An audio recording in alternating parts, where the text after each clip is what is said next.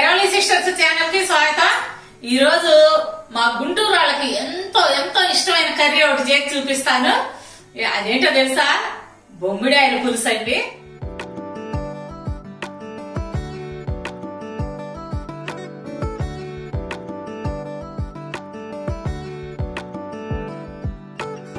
చాలా టేస్టీగా ఉంటది.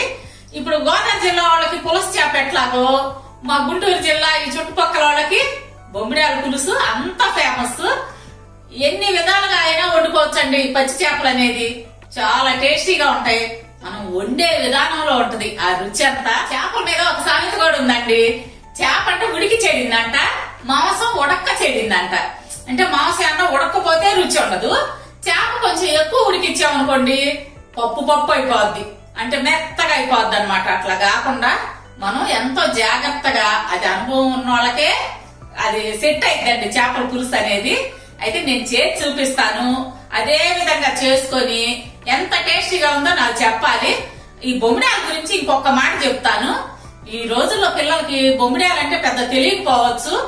మా తరంలో అయితే, అంటే మా ఏజ్ వాళ్ళకి బాగా తెలుస్తుంది. ఈ రోజుల్లో పిల్లలు తప్పనిసరిగా బొమ్మిడాయలు తెచ్చుకొని నేను చెప్పిన విధంగా వండుకొని తిని చూడండి.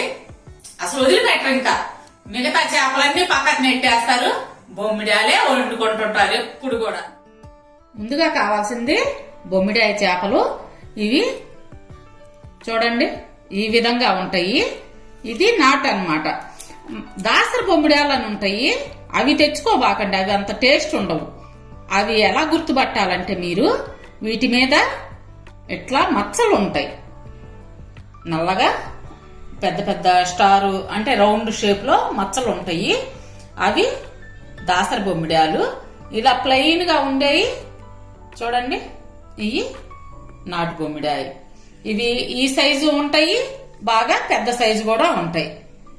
వీటిని శుభ్రంగా క్లీన్ చేసుకున్న తర్వాత మనం ఒక్క నిమ్మకాయ ఇట్లా రసం పిండుకోండి. అంటే నీచు వాసన లేకుండా ఉండటం కోసం అన్నమాట.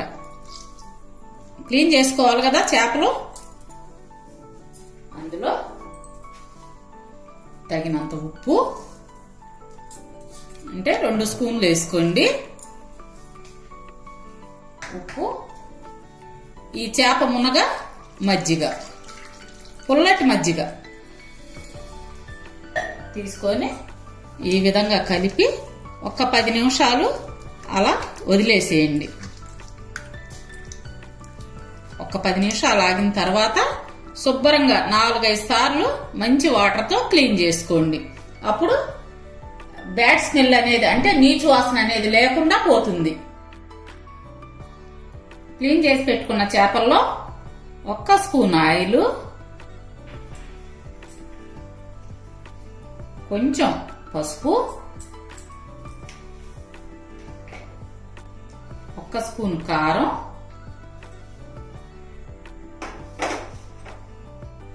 1 స్పూను ఉప్పు వేసి బాగా కలిపి పక్కన ఉంచుకుందాం.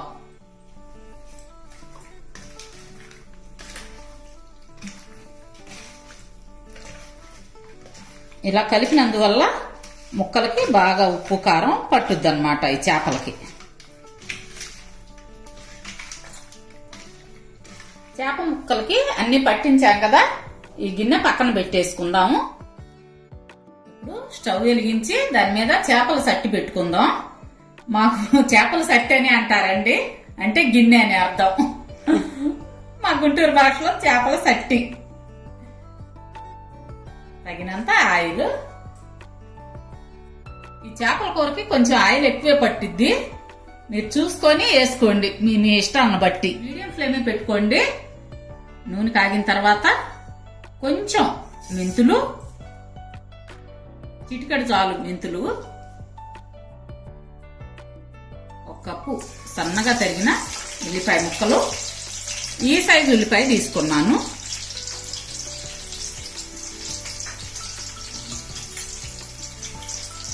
వీటిని దోరగా వేగనిద్దాం.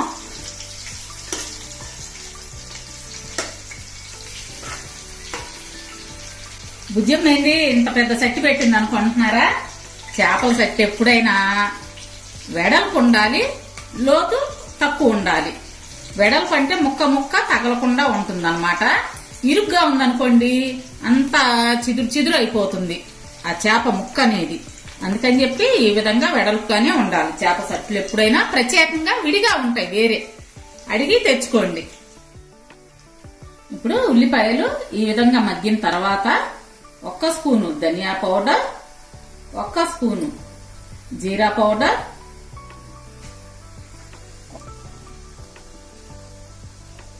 కొంచెం కరివేపాకు వేసి కొంచెం వేగనిద్దాం.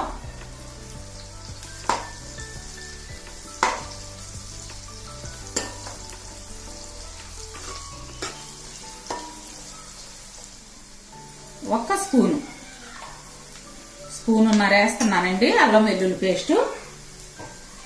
దాన్ని కూడా దోరగా వేగనిద్దాం.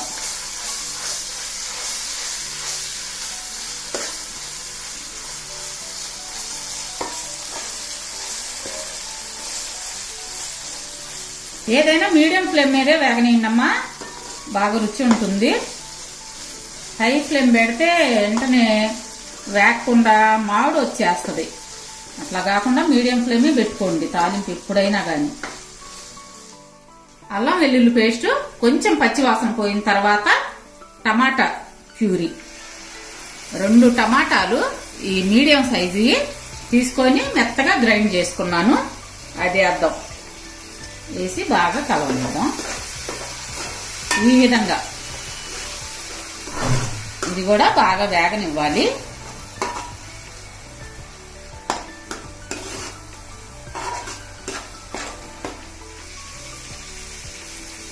ఈ టమాటా కూడా బాగా పచ్చివాసన పోయేదాకా వేగిన తర్వాత 1 స్పూను ఎండు కొబ్బరి పొడి వేసి కలుపుకుందాం. ఈ ఎండు కొబ్బరి ఇవన్నీ పచ్చివాసన పోయి మంచి స్మెల్ వస్తుంటది. అప్పుడు చింతపండు గుజ్జు పోసుకోవాలి. పెద్ద నిమ్మకాయ సైజు చింతపండు తీసుకొని గుజ్జు పిండి పెట్టుకున్నాను. 1 గ్లాసు నీళ్లలో నానబెట్టుకోండి, చింతపండు సరిపోతుంది. అందులో తగినంత ఉప్పు, మీ టేస్ట్ని బట్టి వేసుకోండి ఉప్పు కారాలు.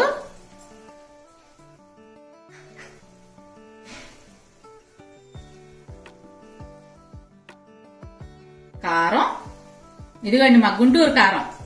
చేపలకు గాని ఇలాంటి నాన్ వెజ్ ఐటమ్స్ కి ప్లెయిన్ కారం చాలా టేస్టీగా ఉంటుంది. మా గుంటూరు కారం 1 టీ స్పూన్ వేసుకోండి. పసుపు,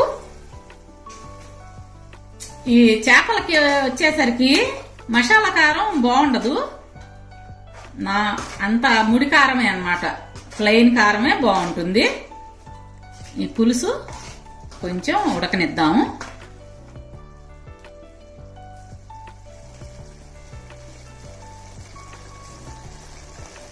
అందులో వెంటనే తగినన్ని నీళ్లు,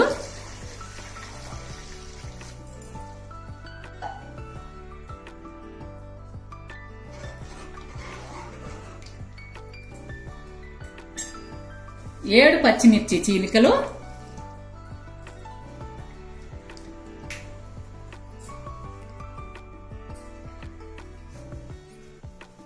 ఒక చిన్న బెల్లం ముక్క.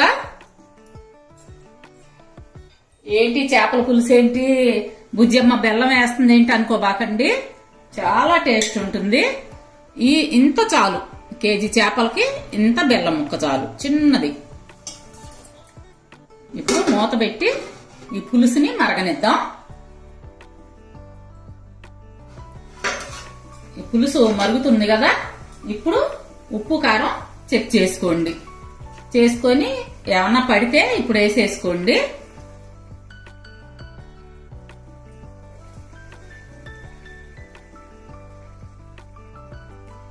నాకు కరెక్ట్ గా సరిపోయింది. అది కాక ఇందాక ముక్కలకి కొంచెం పట్టించి ఉంచాం కదా, అది చూసుకోండి, మీరు చూసుకొని వేసుకోండి. కొంచెం ఇట్లా మరగనిద్దాం, 3 నిమిషాలు. పులుసు ఈ విధంగా మరిగిన తర్వాత ఇప్పుడు చేప ముక్కలు వేసుకోండి.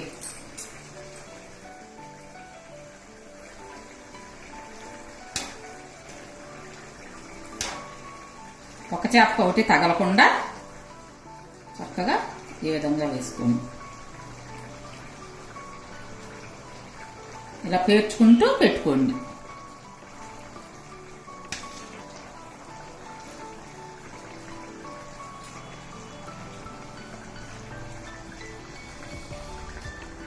ఎప్పుడైనా ఈ చేపలు గట్టి పెట్టి తిప్పకుండా ఈ విధంగా కదుపుకోండి.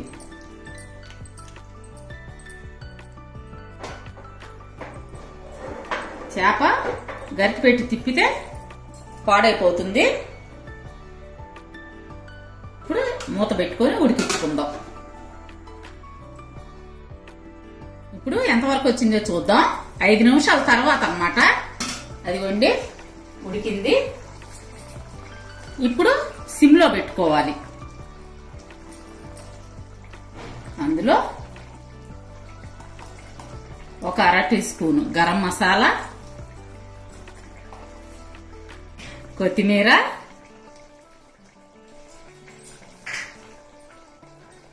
పుదీనా.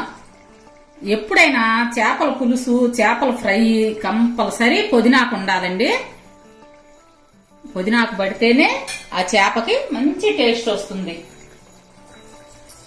పచ్చి చేపలకి పుదీనాకు, కొంచెం బెల్లం ముక్క కంపల్సరీ వేసుకోండి. ఇవన్నీ వేసిన తర్వాత కొంచెం నూనె తేలే వరకు మూత పెట్టి ఉంచుకుందాం. ఫైనల్లో మాత్రం సిమ్ లోనే ఉండాలండి గ్యాస్, మీడియం ఫ్లేమ్ మాత్రం ఉండకూడదు. ఇప్పుడు మూత తీసి చూద్దాం. అదిగోండి నూనె తేలింది. నేతిలో వేయించిన 1 స్పూన్ నెయ్యి తీసుకున్నాను. వేయించిన జీడిపప్పు. బొమ్మిడాల పులుసుకి జీడిపప్పు చాలా టేస్టీగా ఉంటది.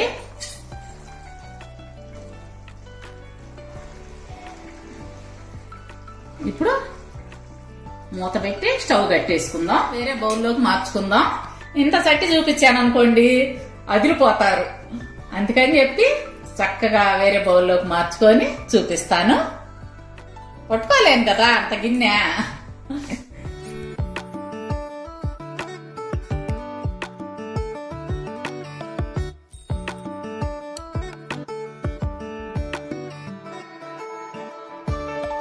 ఇదిగోండి బొమ్మిడాల పులుసు రెడీ అయింది.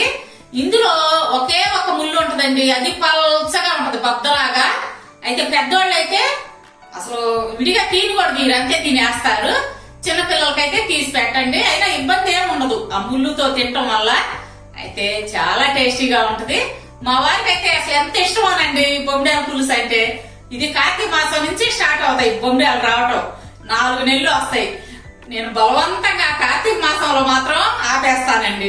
ఇక తర్వాత మాత్రం ఆయన ఇష్టం ఎక్కువగా తెస్తుంటారు, వండి పెడుతుంటాను. అయితే చాలా బాగుంటది. మీరు కూడా తప్పకుండా తెప్పించుకొని వండుకొని తిని చూడండి. అసలు నేను అడగక్కర్లా, మీరే చెప్తారు నాకు కామెంట్స్ లో, బుజ్జమ్మ బొమ్మిడాల పులుసు ఎంత టేస్ట్ గా ఉంటదని మాకు తెలియదు అని అంటారు ఈ కాలం పిల్లలు. మా వయసు వాళ్ళకైతే తెలుసులేండి. తప్పకుండా నేను చెప్పిన విధంగా వండుకొని తిని చూడండి. సరే బుజ్జమ్మాయి, చూసారు కదండి చెల్లి చేసిన బొమ్మిడాల పులుసు. ఇది బుజ్జమ్మ స్టైల్ అనుకుంటున్నారేమో, ఇది మా అమ్మ స్టైల్ అండి. చూసారా, నేను అసలు రహస్యం చెప్పేశాను అనమాట. మా అమ్మ చేసేదండి బొమ్మిడాల పులుసు. చెల్లి అమ్మ దగ్గర నేర్చుకుంది. నేనైతే వంట జోలుకోలేదు, కానీ మీకు తెలుసు కదా మన సంగతి. చెల్లి చిన్నప్పటి నుంచి అన్ని నేర్చేసుకుంది అమ్మ దగ్గర చాలా వరకు. అదే స్టైల్ ఇప్పుడు చేసి చూపించింది. మరి మీరు కూడా నిజంగా ఇదే విధంగా చేసుకొని చూడండి. చెల్లి కూడా అడగక్కర్లేదని చెప్పింది కదా, అడగకుండానే మీరే కామెంట్స్ లో చెప్పేస్తారనమాట. అయితే ఇంకో విషయం అండి, మీ ఇంట్లో వాళ్ళు మాత్రం వారానికి 2 సార్లు బొమ్మిడాల పులుసు అంటారు అనమాట.